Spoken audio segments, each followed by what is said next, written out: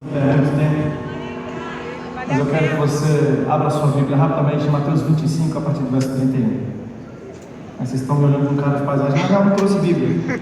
Não tem aplicativo ali no seu celular. Então abra aí, Mateus 25, 31.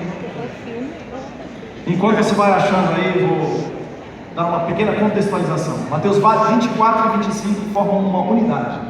É o último discurso de Cristo, de acordo com Mateus, quando ele reúne seus discípulos pela última vez, para falar a eles aquilo que ele considera importante. Olha que interessante. A última coisa que ele diz para eles antes de eles subirem para Jerusalém, antes da última ceia, antes dos acontecimentos do jardim de Getsemane, dele ser preso, açoitado, morto e da sua ressurreição. É isso que Jesus tem para dizer a seus discípulos, no exato momento, no último momento antes ele vir cumprir a missão para a qual ele veio essa terra. Ele começa em Mateus 24 falando a respeito dos sinais dos tempos, as coisas que haveriam de acontecer antes de sua segunda vinda. O sol, a lua, as estrelas perderiam seu fulgor, que haveria guerras e rumores de guerras e terremotos. No final do capítulo ele fala que o amor se esfriaria no coração de muitos. Mateus 25 começa com a parábola das 10 virgens, 5 sábias, 5 nécias. Você lembra dessa parábola?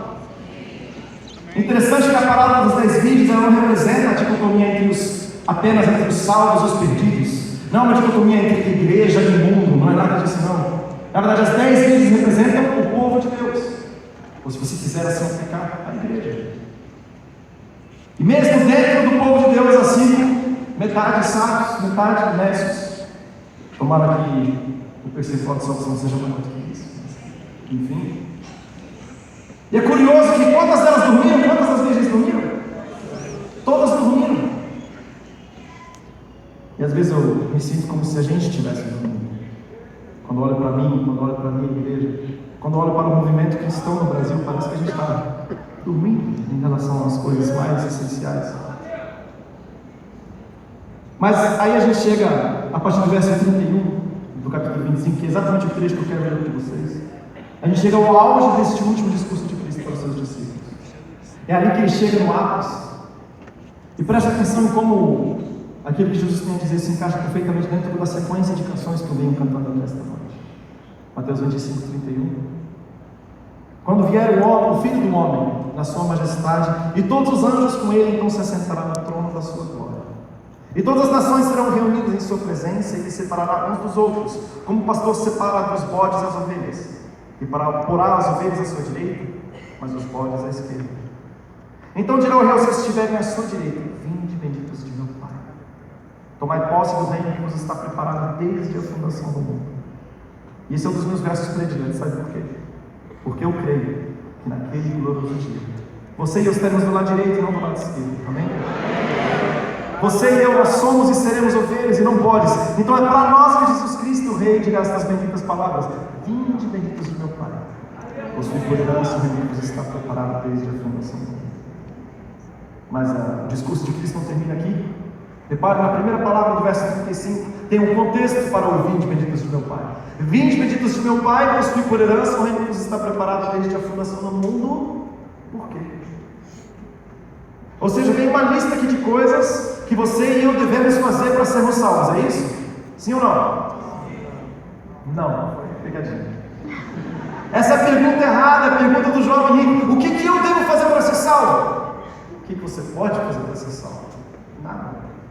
Acabei de cantar a respeito disso faz 4 canções. Somos salvos única e exclusivamente mediante o sangue salvífico do Cordeiro de Deus que tirou todo o pecado do mundo. Mas tem uma distinção, tem uma lista, ainda assim tem uma lista, uma sequência de coisas, de prioridades para Cristo. Só que olha só, é uma distinção sutil, teológica, mas que tem uma consequência muito grave para a nossa vida, no nosso cotidiano.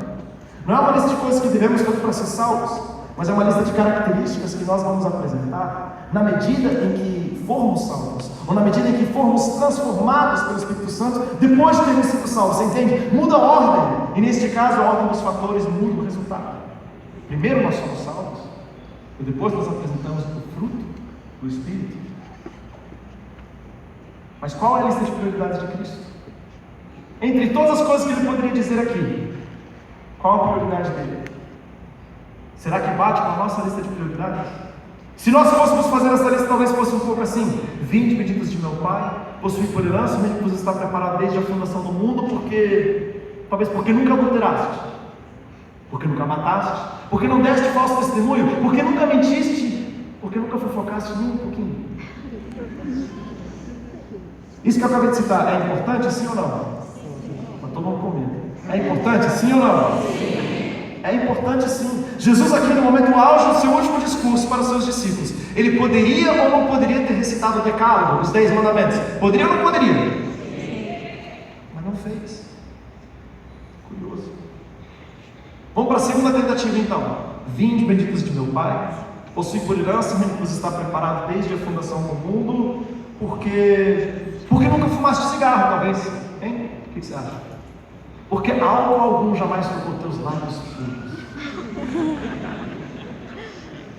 Porque nunca usaste drogas. Porque não foste dependente químico. Porque não foste viciado em remédios. Será que é isso? Mais uma vez, isso que eu acabei de citar, é importante, sim ou não? Sim. Claro que é importante. Mas não foi isso, ou nada semelhante a isso que Jesus Cristo escolheu nesse momento tão importante do seu último discurso. Terceira tentativa então: 20 benditos de meu Pai, possui por herança, mesmo que você está preparado desde a fundação do mundo, porque foste à igreja uma vez por semana? Não. 2 vezes por semana? 3 vezes por semana? 4? Quem dá mais? Porque foste dizimista? Ofertante? Gente, isso que eu estou falando aqui é importante, sim ou não? Sim. Como é que nós vamos crescer espiritualmente, se não em comunidade? E como é que essa comunidade vai subsistir, se não através das nossas doações, dos nossos dízimos e ofertas? Claro que é importante, mas também não é isso e nada parecido com isso que ele menciona nesse momento tão crucial do seu discurso. Última tentativa então, para acabar: 20 benditos de meu Pai, possui por herança, mesmo que você está preparado desde a fundação do mundo, porque foste ordenado pastor, presbítero, diácono, missionário, evangelista, apóstolo. Nem apóstolo, nem isso, nada disso. Vamos voltar para o texto. Mateus 25, a partir do verso 34. Vou ler o 34 não, porque eu gosto dele, é isso mesmo. E seguindo o 35 então: 20 benditos de meu Pai, possui por herança, mesmo que você está preparado desde a fundação do mundo, porque tive fome e oraste por mim, é isso? Tive sede e oraste por mim com tanto fervor, que até derramaste lágrimas, tamanha a tua compaixão para com a minha sede, é isso? Não. Melhor. Porque tive fome e não apenas tu oraste por mim, mas anotaste meu nome no papelzinho. Levaste até o culto da tua igreja, culto de quarta-feira, e tu e toda a tua igreja ora por mim, é isso? O essencial tem por princípio ser simples, mas nem tudo que é simples é fácil de realizar. Porque tive fome e me destes de comer, tive sede e me destes de beber, fui estrangeiro e me hospedastes, estava nu e me vestistes, enfermo e me visitastes, preso e fostes bem. Então perguntaram os justos: olha lá, a gente ainda será? Senhor, quando que te vimos com fome, te demos de comer, ou com sede, te demos de beber? Quando te vimos estrangeiro, te hospedamos, nu e te vestimos, enfermo, te visitamos, preso e fomos te ver? Então o rei dirá, respondendo o rei lhes dirá: em verdade vos afirmo que sempre que o fizestes a um destes meus pequeninos irmãos, a mim o fizestes. Eu podia terminar essa fala aqui, cantar a última canção e despedir a todos vocês. Mas vamos falar a real aqui, gente. Não importa quem você seja, qual o seu background, se você é brasileiro, nasceu no Brasil, cresceu aqui, um país em que 80% da população é cristã, isso que eu acabei de ler você já sabia. Podia não saber palavra por palavra, mas que a essência do cristianismo é isso que eu acabei de ler. Eu creio que não há ninguém aqui esta noite que não sabia disso. E justamente por isso que eu quero ir um passo além. Eu quero desafiar vocês e mostrar na prática o que significa isso que eu acabei de ler. Eu quero exemplificar isso em torno do conceito do estrangeiro. O que diz o texto mesmo? Fui estrangeiro e me hospedastes. A tradução da Bíblia Viva diz assim: fui estrangeiro e me trataste como convidado. Ou seja, a dúvida também não é o que é para fazer com o estrangeiro, que isso todo mundo sabe. O que é para fazer com o estrangeiro? Tratar como convidado, hospedá-lo. Mas a grande pergunta que se nos abre é esta: quem é o estrangeiro? Afinal, quem é o estrangeiro? Eu quero que você reflita no contexto daquilo que Jesus está dizendo. Ele está ali com os seus discípulos. Para os discípulos, quem os discípulos dele entenderam como sendo um estrangeiro? O romano, o grego, egípcio, fenício, sírio. Será que é isso? Até que é, mas seria um conceito incompleto, porque na palavra de Deus, o conceito de estrangeiro, tanto no Antigo quanto no Novo Testamento, ele gira muito mais em torno da questão religiosa e espiritual. Então, mais do que o grego, o estrangeiro seria um adorador da deusa Hera. Mais do que um romano, o estrangeiro é um adorador do deus Baco. Já ouviu a palavra bacanal? Então, eram os cultos oferecidos ao deus Baco. Imagina que tipo de gente é essa. Mais do que um filisteu, o estrangeiro é um adorador do deus Baal. E pesquise um pouco a respeito de que tipos de cultos as sacerdotisas de Baal ofereciam a seu Deus, que você vai entender por que, especialmente no Antigo Testamento, Israel sempre caía pelas veredas de Baal. O estrangeiro talvez seja um adorador do deus Moloque, um deus cruel, que exigia sacrifícios humanos de crianças recém-nascidas, que eram queimadas vivas em sua presença. Está aí o seu estrangeiro. O estrangeiro é quem não pensa como você e eu pensamos. O estrangeiro é quem não crê como você e eu cremos. O estrangeiro é quem não se comporta como nós, baseados na palavra de Deus, inclusive, cremos ser a maneira correta de se comportar. E o que é para fazer com o estrangeiro? O que é para fazer com o estrangeiro?